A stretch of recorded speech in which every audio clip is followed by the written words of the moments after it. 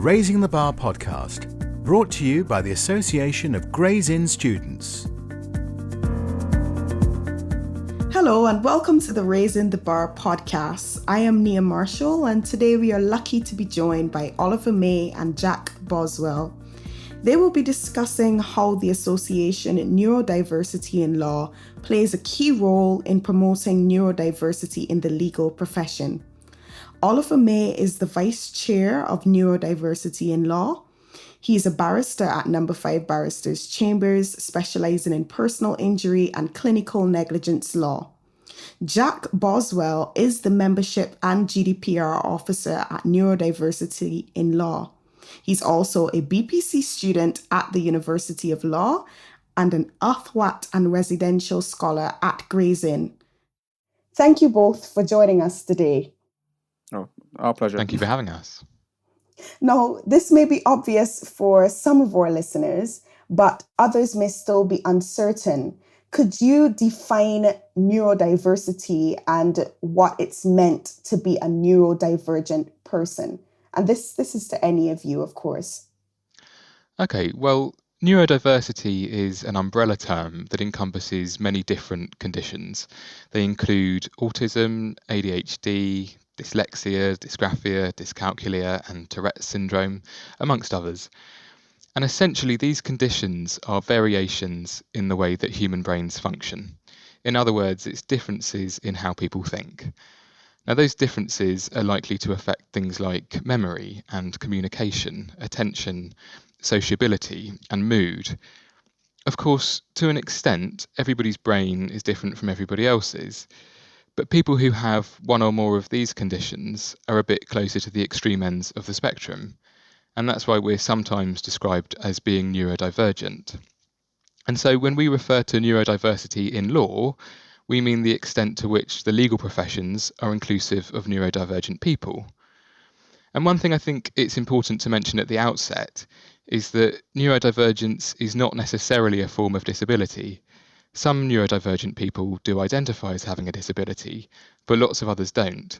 So it's too simplistic when people attempt to just lump both things together. No, I think that's an important point that you just made, because most of the time persons just, as you said, lump them together and just categorize it as all disabilities. Now, we have just recognized that you spoke about the difference, and I'm sure you're going to go on to speak about celebrating the differences. Could you therefore shed some light on the importance of neurodiversity in the legal framework? Well, I think the legal professions have a huge amount to be gained from neurodiversity. I think there's at least three reasons for this. The first is that neurodivergent people can make excellent lawyers. There's no reason why they can't. And so if firms and chambers discriminate against neurodivergent individuals, then they're shooting themselves in the foot because they're depriving themselves of some of the best talent.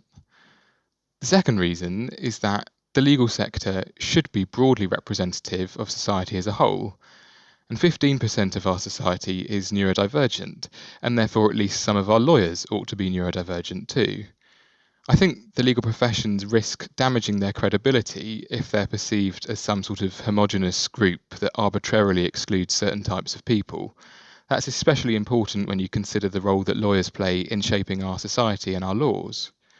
And the third reason why the legal professions can benefit from neurodiversity is that sometimes lawyers will have to represent clients who are neurodivergent. And they'll be in a better position to do so if either they are neurodivergent themselves, or if they have colleagues who are neurodivergent whose experiences they can learn from. So what is clear here is that there is an emphasis on the celebration of diverse people within the workplace, especially neurodiverse persons within the workplace. This brings us to our next question as it relates to the formation of neurodiversity in law. When was this association formed? As fundamental to when it was formed is almost how it was formed. So our chair is a guy called Thomas. He sent out a tweet in, I think, March of this year, just asking an open question. Are there any neurodiverse lawyers out there? Are they able to tell me about what it means to be a neurodivergent lawyer, what the pathway is, what their experiences are, and so on. And from that, there were however many hundreds of retweets and likes and direct messages that he received, including from me and from a number of other people who now form the executive of Neurodiversity in Law. And it started out as just a conversation between Thomas and a series of other individuals. It progressed from there to being just a WhatsApp conversation, bear in mind. All of this, of course, going on during lockdown, while we're all shut up in our houses, as we are now once again. And from there, it led to a whole load of other remote conversations, then on Zoom. In discussion with everyone, it seemed like it was a useful gap in the market, as it were, that we could fill. There is a huge importance that neurodiversity is reflected, is recognised, but it's not a very well understood issue.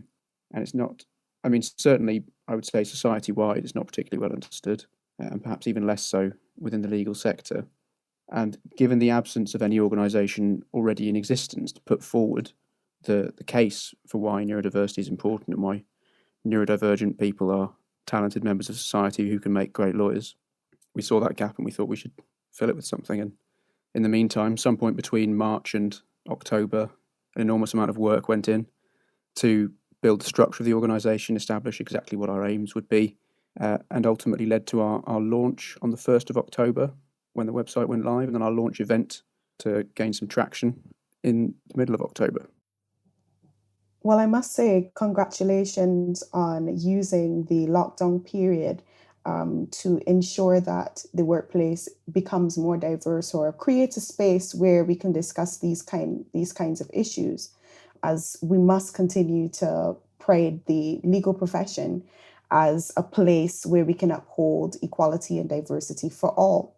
Now, I know that you would have answered partially in that question why the association was formed, but I think we can still ask it here. No, of course. Neurodiversity is most commonly, not always, but certainly most commonly, a hidden attribute. And I use the word attribute because Jack has already discussed and already mentioned the fact that it's not always considered a disability by the person who has it, but it is a hidden attribute which comes with arguably pros and cons. The pros are that people don't need to discuss it if they don't want to, and that's really up to them. But the cons are that people don't see it, and so it isn't forced to come into the light. It isn't forced to be a topic that needs discussion. If you look at Chambers' website, you can flick through the profiles and you can see, broadly speaking, the colour of everyone's skin. Race is something that is there in the forefront and therefore demands discussion. Rightly so, of course. Broadly the same with gender. Of course, it's not quite as easy to assume someone's gender from their picture, but you can at least determine whether or not there's gender uniformity across a room full of people, generally by looking out. You can't do it with perfection. You can't be certain that that's accurate, but you can see often if there is diversity of gender. You can't tell with neurodiversity. You don't know. And because it's hidden, because it's not something that people have to talk about or forced to talk about, people, it seems, don't talk about it. The second element, I think, is that neurodiversity just needs a voice. That's something we already touched on in the previous answer, really, but it just isn't something that's being discussed very widely in the legal sector, and particularly at the bar. I can only imagine the searches that Thomas did on Google before deciding to reach out to Twitter, but I would imagine Twitter wasn't the first thing he went to try and find out if there was some group of neurodiverse lawyers he could speak to. Then there were, but they were all disparate. They were all individuals all over the place, and so the fact that we can create this organisation, this entity that enables people to speak about it openly and have a focal point for those discussions should hopefully be very useful to neurodivergent aspiring lawyers and neurodivergent lawyers already in practice. How can people join the association and become involved? Well, the best way to become involved is, as you say, to join the organisation. And you can do that on our website, which is neurodiversityinlaw.co.uk. And if you go onto our homepage, then there is a box that says Join Us. And if you click that link, then you're through to our sign up page. And we want to engage widely within the legal sector and build a really broad movement with as many people as possible. So that includes people with any form of neurodivergence and also allies. So you don't have to be neurodivergent to join us. You might know somebody who's neurodivergent, or you might just want to know more. And whatever your reasons, then we would welcome you signing up. We welcome students at any stage of their legal studies and practitioners from across the legal professions. I know that most of the people listening to this podcast will be barristers or aspiring barristers, but please do tell your friends and colleagues about us, whether they're solicitors or clerks or secretaries or judges or whatever else. Then we welcome all of those people. So we do know that people can reach out to you or contact the association via the website. In terms of social media platforms, how can they connect with the association? Could you give us the handles for those? Oh, well, that's right. So there is a page on our website through which you can send us a message, but we're also on Twitter, and we're at ndin_law, and we're also on Instagram, and the handle is ndin_law there as well. So yeah, please do follow us. Now, what does annual membership include? Well, there are loads of benefits to joining the organisation. Firstly, you get to attend the members-only events, which include things like application clinics and CV clinics, and lots of networking opportunities too. You'll get priority attendance of larger events in the future where capacity is limited. We're going to be launching a mentoring scheme which will partner students with practitioners so that they can learn from the experience of each other. And we'll also tell you about job opportunities from allied organisations. You'll be kept up to date with all of the significant developments relating to neurodiversity in law. That will be through a newsletter. And we're also keen to engage with our membership. So we will invite them to contribute. For example, you'll be able to attend the AGM and contribute to our website and our newsletter. And also for practitioners, it's a really good opportunity to give something back. So by mentoring and speaking at events, you'll be able to encourage and inspire the next generation of lawyers who are neurodivergent. And I should say that for practitioners who are giving up their time, there is no minimum time commitment. We'd be grateful for anything that you can contribute.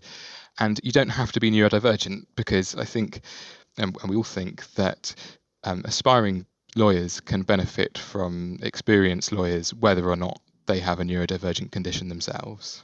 Just to piggyback on that point of Jack's, which I absolutely agree with, I think it's fair to say across all elements of equality and diversity progress, allyship is essential. For the same reason you need men to be engaged to try and promote feminist causes, we need non-neurodivergent people to be engaged to help us promote the neurodiversity cause. No, there definitely seems to be countless benefits that are derived from joining this organization. What is the price of membership as it relates to students, maybe trainees and professionals? Yeah, there is a cost attached to membership. So it's £5 for students, which we figured is less than the cost of a pint in many parts of the country. And it's £10 for trainees and current practitioners. And also, when you sign up, there is an option to pay it forward. So if you want to, you can make a voluntary donation of £5, and that will enable us to give away a student membership to somebody who can't afford one. And if you'd like to take advantage of one of those paid forward memberships, then there's also information on the website about how you can do that. Now, we've had a thorough discussion on the association, when and how it was formed, including why.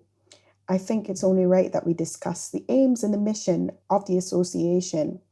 Now, what are the primary objectives of the organization? Well, we see the purpose of neurodiversity in law is simply to promote and support neurodiversity within the legal professions, and as professions plural, it's across the bar, across the solicitors profession, across legal executives, across judges, as Jack's mentioned, across clerks and other people involved in the legal professions, and to eliminate the stigma that's often associated with people who think differently. With that comes 4 key aims. The first is to enable and encourage entry into the legal professions for aspiring lawyers who are neurodivergent in some way. And to clarify, we're not going to ever ask you to prove your neurodivergence to us. This is very much a self-identification issue. We have no interest in checking people at the door. This is about who people are themselves and how they identify themselves. The second point is to build a supportive network, to create a network of legal professionals who are able to celebrate their neurodiversity and the neurodiversity of their colleagues. The third is to take an anti-discriminatory approach and to encourage providers of legal services to adopt an anti-discriminatory approach both in their practice and in their recruitment. And finally, and fourthly, to work collaboratively with other equality and diversity support networks to help foster a more diverse and accepting legal profession across the board. In other words, to be allies to other equality and diversity support networks. What steps have the association taken in order to achieve these aims? There are a few steps we've taken so far. Firstly, I think arguably formation is probably the main one we've done, given we're tackling an issue that wasn't really being addressed in any meaningful, wide-ranging way. Formation's a huge first step we took, and certainly one that was a big barrier in the first place. We've had our launch event early on to try and spread the word. We've spoken to the Inns of Court, including Grays, for which we're very grateful to be included on this podcast.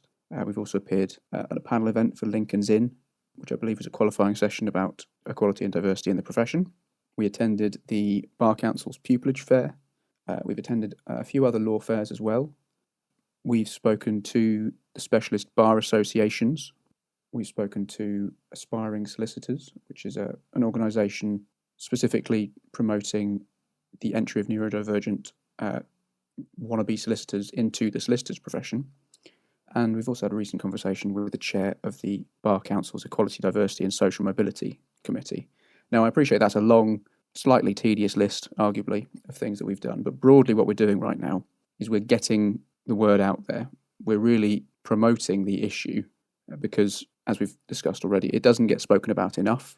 It's not well enough known, and people simply aren't aware of it through no fault of their own. So many of our current aims and many of our current actions are getting people talking about exactly this issue.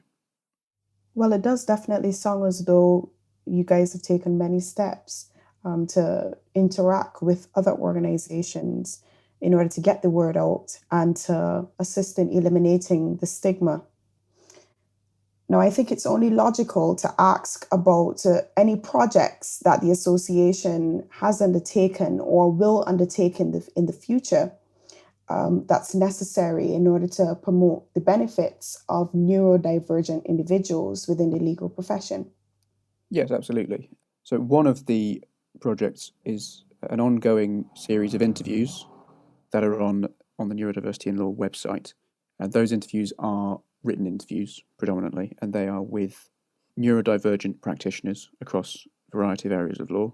The purpose of which really is so that aspiring lawyers can see that the pathway to becoming a practitioner does exist, and that there are people who have conditions similar to theirs and attributes similar to theirs who, for want of a better phrase, have made it and are in the profession they want to join.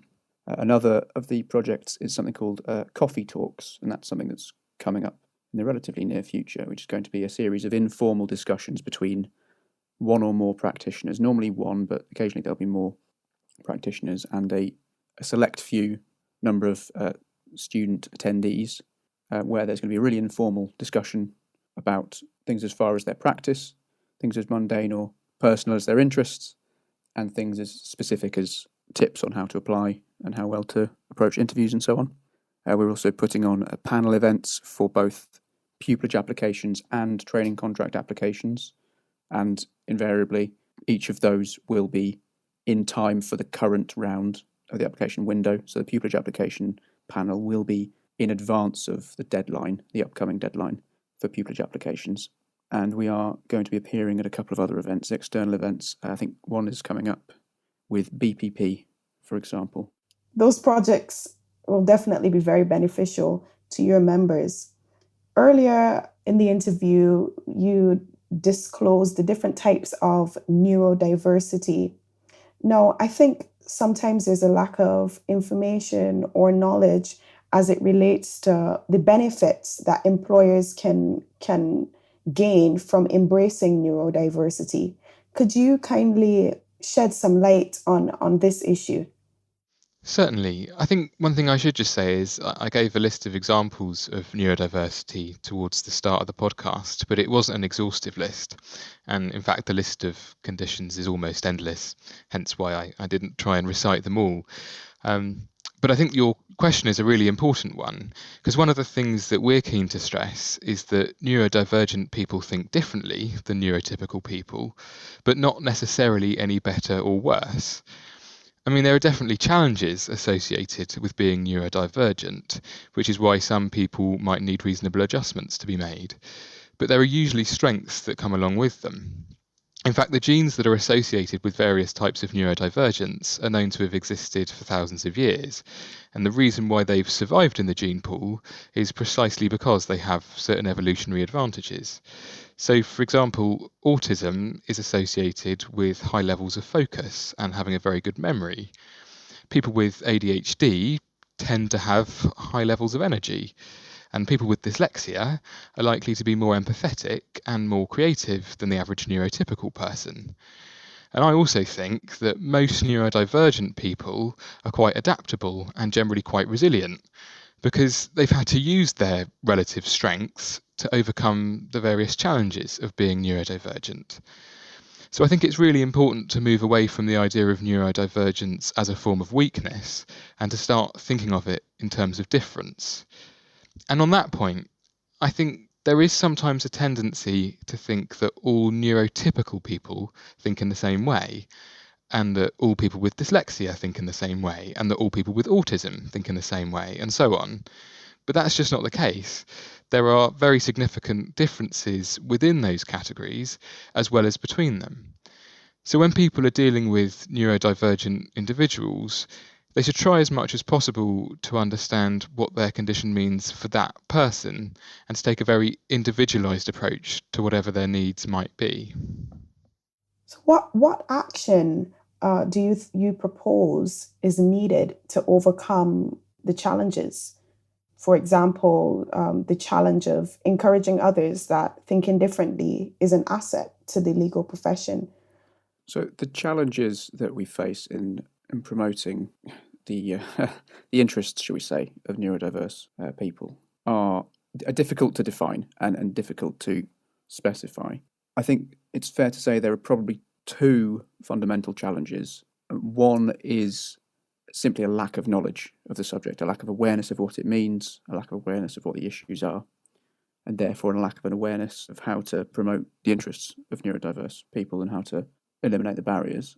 And I think the second is something we touched on very briefly at the start, the stigma of neurodiversity.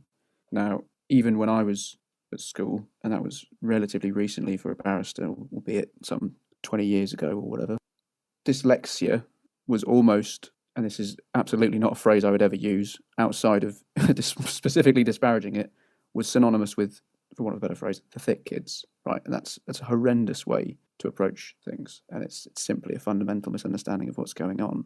As Jack's touched upon already, people who are neurodivergent in some way think differently. That doesn't mean they think incorrectly. And ultimately, if your role, which is your role as a lawyer, is to be presented with a load of information and a problem, the goal is to come up with a solution. The goal is not to follow a specific pathway in determining what that solution is. Now, different approaches are not a bad thing. If anything, they can be an asset. If you can see things differently, you can understand things differently. If you tackle problems differently, you may well come up with solutions that other people don't. But disassociating the idea of neurodiversity and a neurodivergence that a person has with some sort of problem or disadvantage or negative is a challenge that we will face, I'm certain exists already, and is something that I imagine we're going to come across as this issue becomes more in the zeitgeist, as it were. Because bluntly, people are just ignorant of what it means, and we need to try and challenge that ignorance, which can often be one of the most difficult things to do. As we're currently in the realm where persons are now gaining more information about the importance of neurodiversity, do you think that there is a challenge of encouraging earlier testing to those persons who may feel like they're experiencing difficulties? Is that something that you find is rampant? I think there is a serious problem with late testing in people, and I think you're right to identify it. And again, it comes back to this completely false assumption that having some sort of neurodivergence is something that holds people back. Because often you've got incredibly talented people who are neurodivergent in some way, and they won't be seen as when they're children, when they're very young, they won't be seen as a priority for testing. And that might well be because the tests are most readily given to people who are obviously overtly struggling. And of course, those people should be tested. It's important that when someone is obviously struggling, it's important to determine whether or not there's some barrier that's in their way unfairly. But what that means is that people who are gifted, as well as being neurodivergent, can slip through the net and find out much later in life that they have these differences and these difficulties. And it may well be that someone finds out in their mid-20s that they've been playing on a non-level playing field the entire time and find themselves wondering how much better maybe they could have done. But we need to be realistic as well. Neurodiversity in law is not about to start funding what can be very expensive processes of trying to determine whether or not someone is neurodivergent. It's just simply not within our capability as much as we might like to do it. But hopefully indirectly, through raising the awareness of these issues, particularly raising the awareness of the issue of neurodiversity in quite influential professions like the bar and like solicitors, hopefully that will help raise the awareness more broadly and encourage early testing to make sure people are on a level playing field from as early as possible.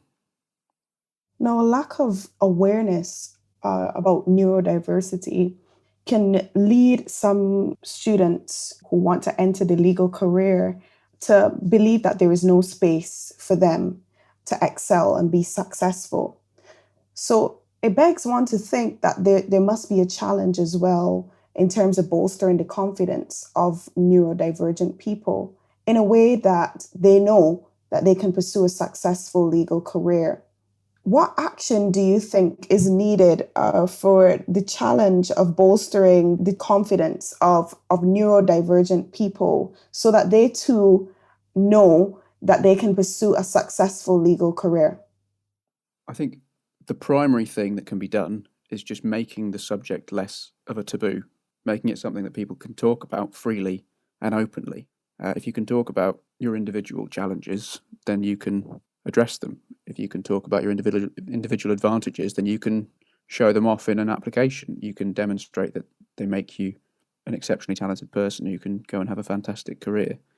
I think in terms of neurodiversity in law, the best way we can do that, well, there are two.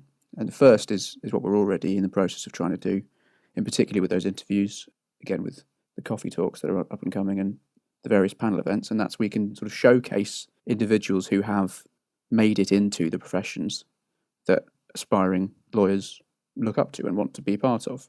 We can demonstrate that it is possible to get there. Now, that only really solves half the battle, because we need to also show that it's not that those people are the exceptions. We need to show that the rule is that people can make it if they're good enough, notwithstanding any neurodivergence they may or may not have. And ultimately that comes from the second point, which is influencing chambers, firms and other employers of lawyers to show that that pathway does exist. We need ultimately the people who bring in barristers and who employ solicitors and who employ legal executives and who employ paralegals to show openly that they're open for business, that they want people to apply who are neurodivergent. And that's not something that's directly in our hands, of course, but hopefully by raising the awareness and maybe by applying a bit of pressure here and there, or simply by making it known that some forward-thinking chambers has made this a headline issue, maybe that will pull another few people along with it and make some change. But ultimately it's going to be about changing the minds of the people who actually make the decisions. I think that response leads in quite nicely to addressing the challenge of creating access to the legal profession, because I'm sure that students would need assistance with CV building and interviews. You can go ahead and explain more on that point if you wish. Absolutely. So that is something we can do our best to help with. And I should also point out there are other organisations that are also doing their best to help out with these things as well. I think mentioning Bridging the Bar at this point would be a good thing to do, because they are going out of their way to enable students, applicants, to have their CVs viewed by people who are trained in essentially giving feedback on them and telling them what's good and what could do with some improvement. But in terms of neurodiversity in law, what we're doing, as discussed, we're putting on some panel events which will be specifically designed to address, hot tips, top tips on improving your CV, improving your cover letter, more likely for most people, improving your pupillage gateway application. And hopefully later down the line, we will do similar events to do with interviews. And of course, we're planning on having a mentoring system in place. Hopefully that will come as soon as it is possible to set it up. But again, I would encourage other people to engage with existing mentoring schemes, be it through the INS or through organisations like Bridging the Bar again, and like Themis, also well worth a mention, because often you will have, as an applicant, and I know this was true for me certainly, you'll have blind spots that you're completely unaware of, and you don't know you need to address them until someone who knows what they're doing says, "Oh, you really need to deal with this." And it might just be the way you phrase something. It might be that you speak too quickly. It might be that you don't vary the tone of your voice enough, as I almost certainly haven't done during this podcast. But having someone point it out to you is really useful and can help you improve. Now, there must definitely be a challenge as it relates to talent management. How do we go about ensuring that the value of recognizing neurodivergent person's strength is ensured from within the recruitment process? How can recruiters develop an action plan to tackle this? Recruitment, as you rightly identify, is an absolutely fundamental issue, and recruitment is something that I think it's fair to say that the legal professions might lag slightly behind on compared to society at large. And I say that because they are inherently very traditional professions, and that's through no malice at all, or not always through malice, shall we say, but recruitment practices are not perfect. In particular, when we talk about the bar, we need to ultimately recognise there aren't HR departments. This isn't a series of organisations with fully trained, qualified HR people ensuring that a fair process is taking place. This is a bunch of barristers normally giving up their free time to take home a load of pupillage applications and mark them at home. Now, they'll be blind marked, hopefully, and they'll be marked by a couple of people at least. I think that's mandatory. But that doesn't mean that the marking schemes are up to scratch. That doesn't mean the marking schemes are fair. And identifying that problem is the first step that needs to be tackled. Contextualised marking is a very useful tool, potentially, to improve grades. But I think, and this is an opinion of mine rather than necessarily of Neurodiversity Laws as an organisation, but I think the recruitment process currently, as it exists across the legal professions, is geared towards finding the best person, and that problems with the processes that are then developed are often problems with how they are equitable and how they negatively impact equality and diversity across a broad spectrum of issues and often intersectionally. And then there's a sort of patchwork attempt to try and modify existing recruitment processes to try and make up for those issues. And in my opinion, that's almost exactly the wrong way around.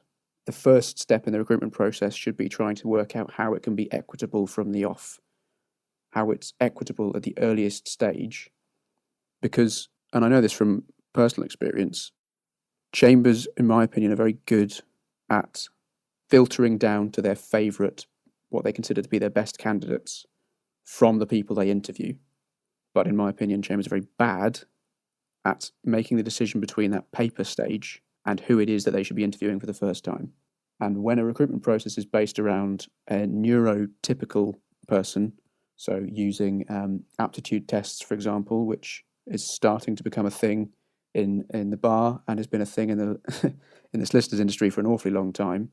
Now, often those unfairly disadvantage neurodivergent people in a way that has absolutely nothing to do with their underlying talent or their ability as an advocate or their ability as a solicitor or their ability to engage with clients on a one-on-one basis, but it's simply to do with the way they process information in the short term.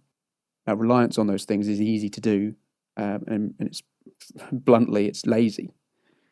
Again, it's a way to try and identify the person with the highest talent as measured by your classic neurotypical person. But that would eliminate neurodivergent candidates who are possibly even more talented. I'm not saying I have all the answers, certainly not. I'm not saying that neurodiversity in law will come away with a perfect set of solutions, but there needs to be a fundamental gear shift, a fundamental change in the way that recruitment is done across the legal sector, starting with ensuring that it's equitable and then building up from there to find who of those equitably selected candidates who make it through in person and get interviewed, who of those is the best, rather than doing it the other way around. Now, I know that there are members of the legal profession who are keenly listening to this podcast and are obviously looking to figure out how they can support neurodiversity within the profession. What action do you think can be employed to build more awareness about neurodiversity?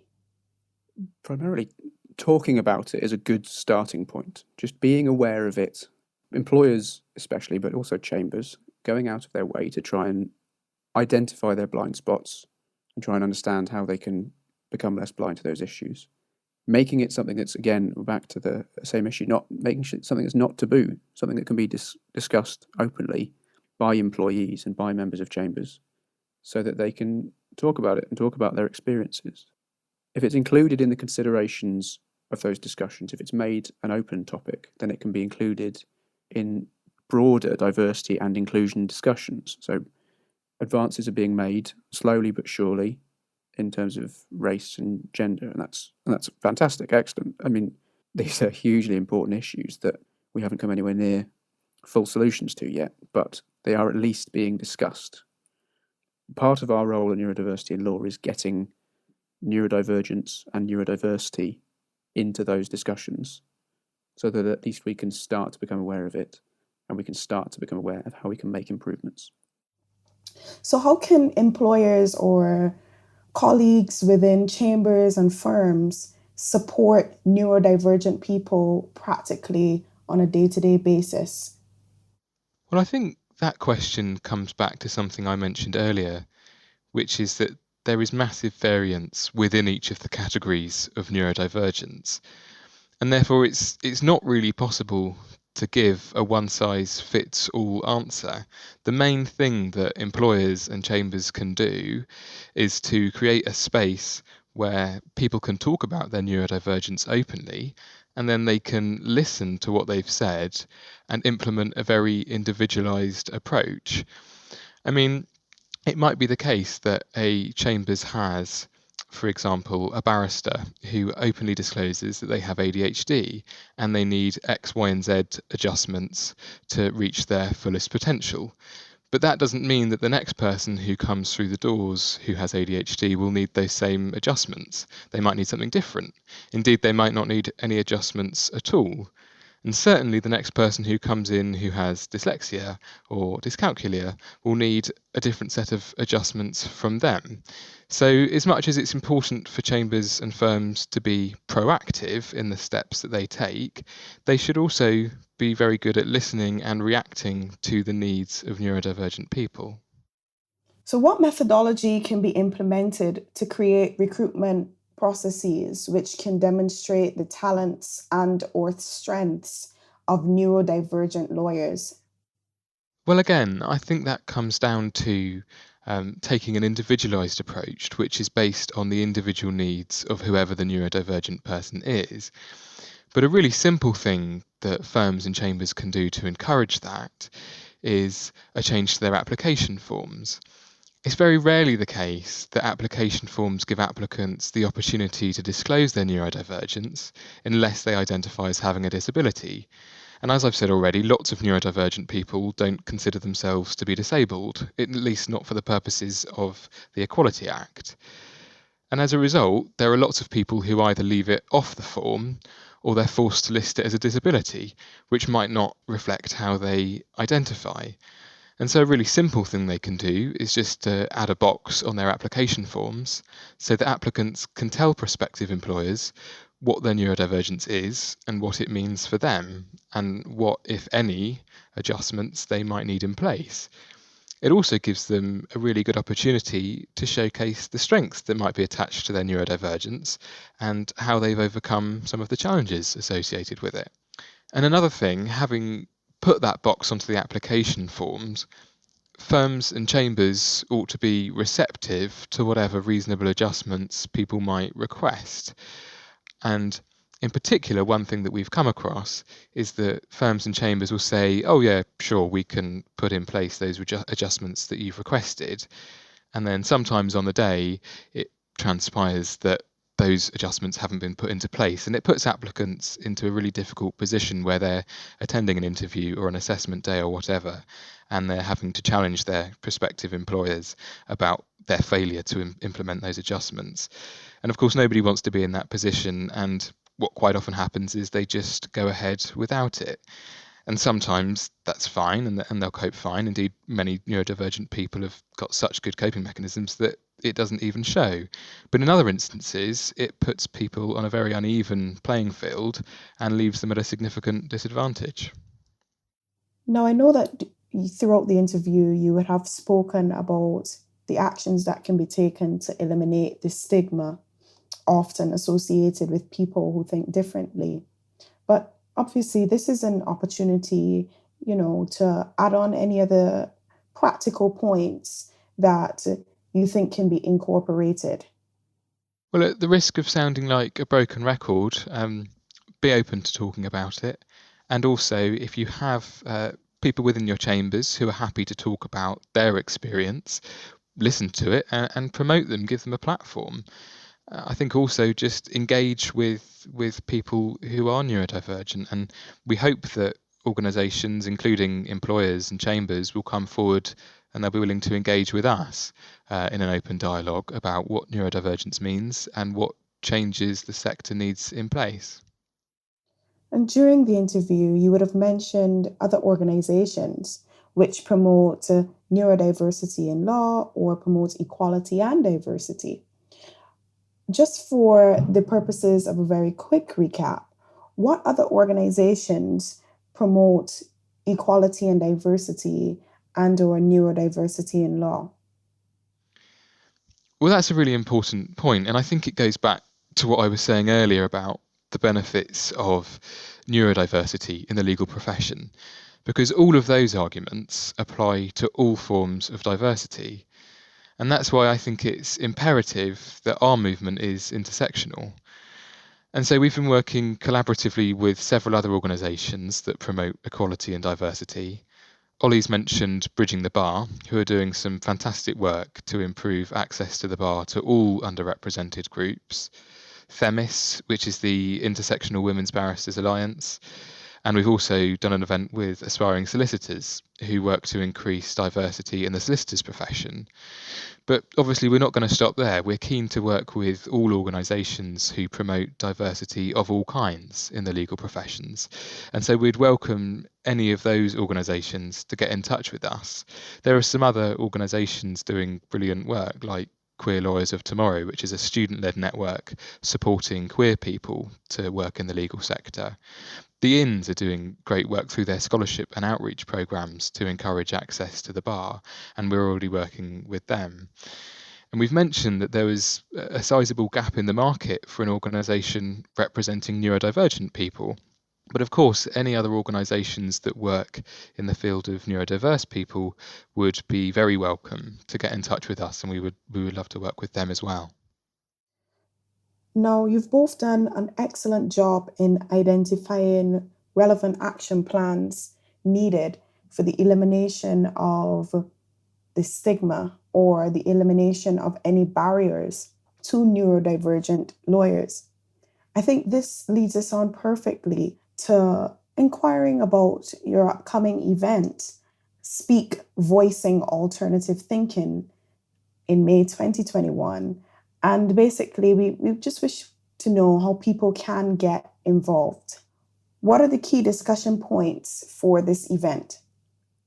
Well, there are going to be a number of events in between now and May 2021. And my understanding of Speak, the event itself, it's going to be hopefully a networking event that encompasses all of the work that has been done in the academic year up until that point. And I say hopefully because, of course, we're all living in slightly strange times right now, and it may be that a networking event isn't the best format for that. But there will certainly be some event that encapsulates all the work we're doing up until then. And those events in the meantime, or those events and those projects in the meantime, include the coffee talks, which have been mentioned already, which are going to be interactive events where prospective barristers and solicitors can ask questions of neurodiverse professionals. Now, that will be only available to members of the organisation, but as Jack has said already, membership shouldn't be seen as a barrier. It's only a £5. It is less than the cost of a pint in my local, a local I can't even go to right now, of course. And if that is still a barrier for you, understandably, in some cases, please do get in touch and we can work out ways that you can forego any fee. So if you want to attend these events that are members only, join and you'll be able to attend them. We're doing, as part of our continuing collaboration with Themis, there's going to be an event with Themis quite soon on neurodiversity and intersectionality in the law. That's coming up, I think, at the end of November, and depending on when this podcast comes out, that may or may not be in the future or the past. We're doing pupillage panels before the gateway deadline, and we're doing training contract panels before the deadlines of that as well, although that's probably less relevant to members who are listening to this directly. But by all means, if you hear this and you've got a friend who's thinking about training contract applications and they're neurodiverse, send them our way. We'd really appreciate that. That, again, will be for members only, but again, please don't see membership as a barrier. It's more just a way that we know who's attending. And in the near future, I believe, there's going to be a social media takeover day with lawcareers.net, where I think we're taking over their Instagram stories. I believe that's on the 10th of December 2020. And if you know what taking over their Instagram stories means, then you're a better social media user than I am. In terms of the key discussion points, as I've said, we'll really be looking back on the work we've done so far and trying to get people's opinions and thoughts on what we did, how it went well, what we can do better, and how we can go forward. Now, what benefits can attendees expect to derive from attending these events? I noticed that you mentioned a host of future events, so I'm sure you can just shed some light on the key benefits that attendees can expect to derive. Well, to an extent, it depends what kind of attendee they are, in the sense of whether they're a practitioner or whether they're an aspiring practitioner. I think the benefits for aspiring practitioners, to an extent, speak for themselves. Most of the events are about learning how to become a lawyer, literally how to get through the pathway to getting there. Inherent with an event like that will hopefully be the opportunity to interact with other people going on the same journey. And because, of course, we're expressly talking about these things in the context of neurodiversity, it gives people the opportunity to meet other applicants who are going through similar things, who are making similar applications at similar times and facing similar challenges. And we all need a bit of support when we do these things, both generally and specifically when going through the lengthy ordeal of pupillage applications, for example.